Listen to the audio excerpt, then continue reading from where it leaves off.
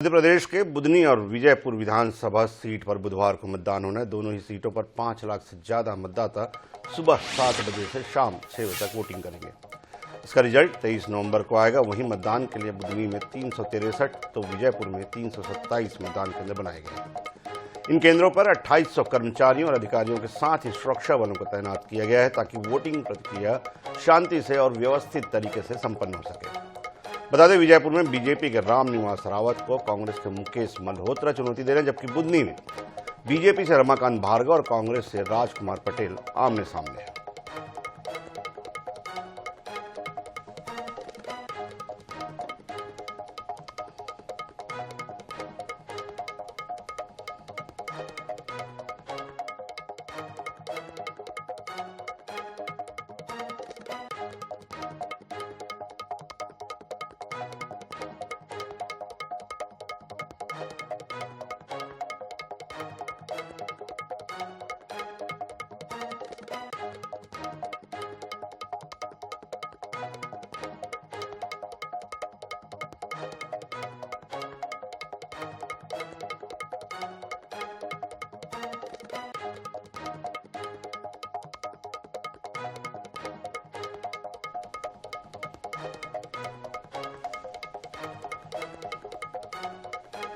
तो आपको बता दें, 2 महत्वपूर्ण सीटें पर जो है प्रतिष्ठापूर्ण मुकाबला। एक तरफ जहां पूर्व मुख्यमंत्री शिवराज सिंह की सीट है, तो वहीं दूसरी तरफ विजयपुर जैसी एक महत्वपूर्ण सीट है। और कहीं न कहीं मध्य प्रदेश में इन दोनों सीटों पर जो उपचुनाव होने हैं, भाजपा और कांग्रेस के लिए प्रतिष्ठा का सवाल भी है।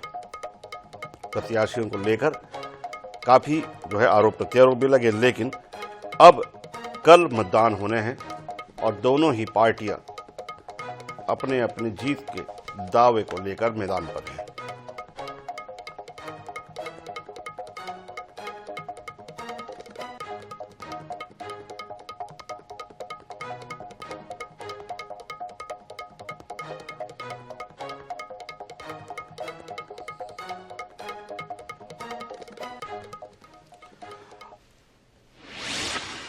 और भोपाल से सहयोगी प्रदीप तलरेजा हमारे साथ में है। प्रदीप, दावे, आरोप प्रत्यारोप, इन सब बातों की तो समय निकल चुका है। कल मतदान होना है। अगर हम मतदाताओं के लिहाज से देखें और सुरक्षा व्यवस्था के लिहाज से देखें और वहां पे चुनाव आयोग की व्यवस्थाओं के लिहाज से देखें, तो तैयारियों पर एक नजर आपकी वो आपका विश्लेषण।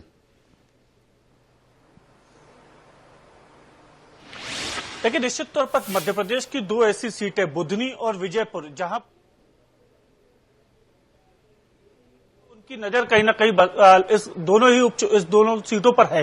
देखिए, सबसे बड़ी बात यह है कि रामनिवास रावत, जो कि विजयपुर के श्योपुर सीट है, जहां पर रामनिवास रावत जो कि मध्य प्रदेश सरकार के मंत्री भी हैं।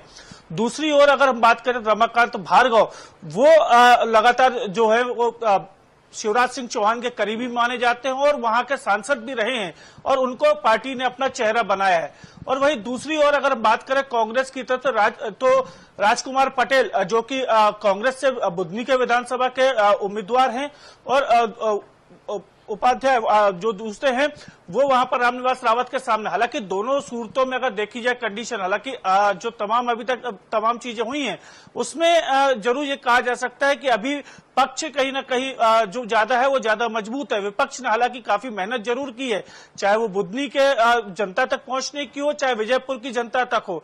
अब देखिए, इस तमाम जो प्रकार के आरोप प्रत्यारोप का दौर चला, कल हमने देखा जिस प्रकार से देर रात गोलीबारी की वहां पर वारदात हुई, तभी तमाम बातों को लेकर देखिए अब पुलिस प्रशासन हो, जिला कलेक्टर हो, चाहे निर्वाचन की टीम हो, वो लगातार मुस्तैद हो चुकी है।